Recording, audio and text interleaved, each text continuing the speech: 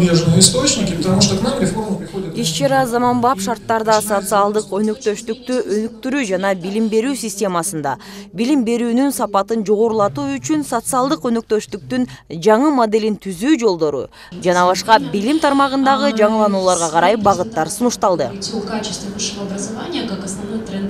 Öyle bir жактан bir системаны алып келип бизге кылабызчы, башка мамлекеттин тажрыйбасын алып келип биздин мамлекетке кирип туруп ушундай болот бизге дегенге дагы менимче мен макул болбойт элем. Муну терең изилдеп, ар тараптуу биздин өзүбүздүн маданиятыбызды, өзүбүздүн традициябызды, менталитетибиз дегендей бар тараптуу изилденип туруп, буга атайын аналитикалык борборлор иштеп керек болсо, бул жерде илимизде институттар иштейби, коомчулук менен, гражданский сектор менен бирдикте чогуу мындай бир кадамдарга барыш керек деп айтам да. Анан сөзсүз түрдө реформанын жыйынтыгында жоопкерчилик болуш керек. Өнөктүктүн катышуучулары белгилегендей, билим берүү тармагын реформалоонун зарылдыгы жок экенин айтышат. Билим берүүнүн 3 баскычын мектепке чейинки, жалпы жана кесиптик билим берүү ишинин бардык этаптарында чечилбей келе жаткан маселелер жана көйгөйлөрдү эске алып, аны көзөмөлдөөнү сунушташат.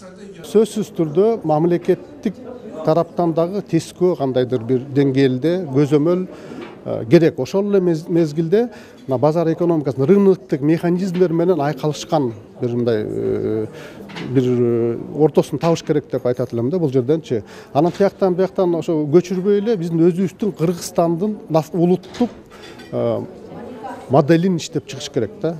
Кандайдыр бир мындай талкууланган кадамга барса, менимче реформа мындай алдыга жылатыла деген ойду айтам да. Анан муну сөзсүз түрдө мамлекет тарабында көзөмөлдөнүш керек, коомчулукта колдош керек. Бардыгы биригип туруп колдогондо гана кандай гана реформасын ишке ашат. Бүт кызыктар тараптар менен алардын кызыкчылыктары дагы эске алыныш керек да.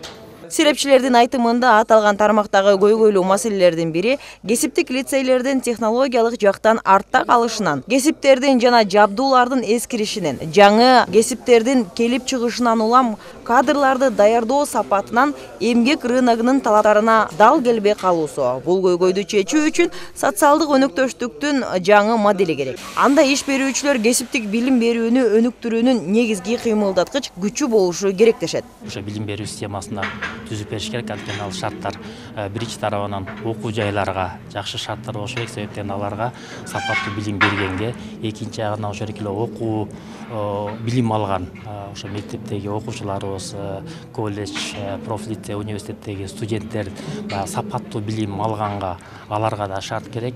Мунун бардыгы эле келип эмнеге келет?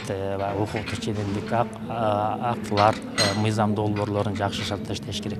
Мындан эми көп факторлор бар. Буга чейин дагы жакшы жетишкендиктер да бар десек болот. Ошол эле учурда ошол экендей көп көйгөйлүү проблемалар бар. Ошо проблемаларды негизги чечүү жолунда азыркы учурда жеке пикиримде ушул 30 жылдан кийинки ушул азыркы учурда ошону түздөп, оңдоп, туура багытка кетүү.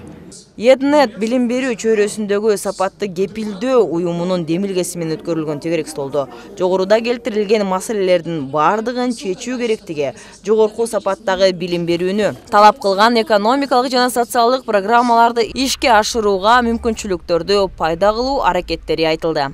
Кыргызстандагы билим берүү системасы бардыгыбызга керек. Ал мамлекеттик уюм болобу, жарандык коом болобу, бул жерде бөлүнүү, жарылуу жок, болушу мүмкүн эмес.